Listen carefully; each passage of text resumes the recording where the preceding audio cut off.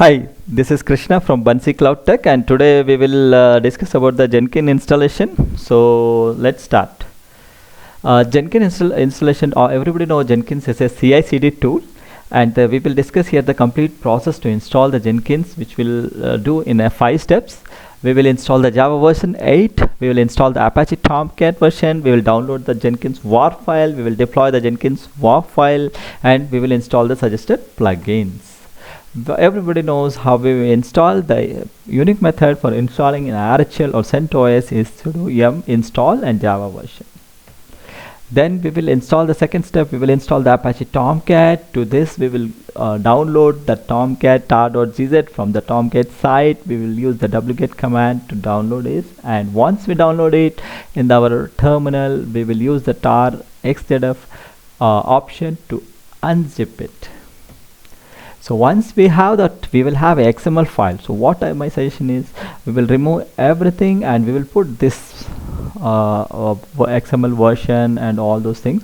But only thing we need to remember is here sudo version, username Krishna, password, and Krishna username and password, right? You can choose your username and password here, and the roles should be manager GUI, manager script, and this should be the roles.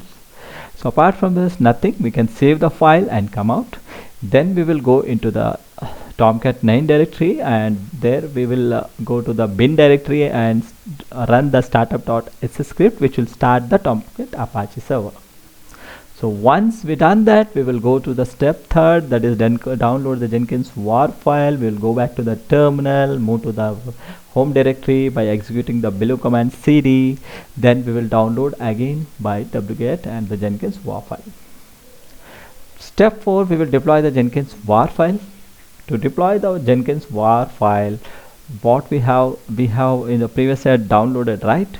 Now click on the manager app. It will ask for the credential. You have to give the username and the password. In my case, I have given Krishna and Krishna. And then you have to say OK.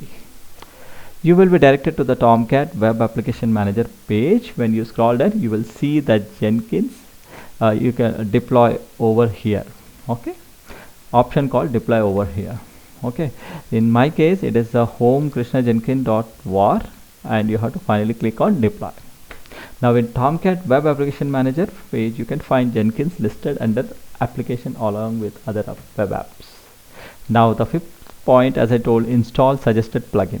When I clicked on Jenkins, I was directed to unlock Jenkins page. In order to unlock Jenkins, first copy the location that contains your one-time password for Jenkins, and you have to go to that secret initial password, admin password.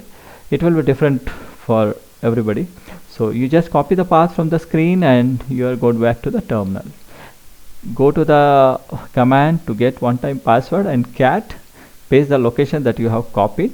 The cat command will read the content of the file that contains the one-time password and will display on the terminal.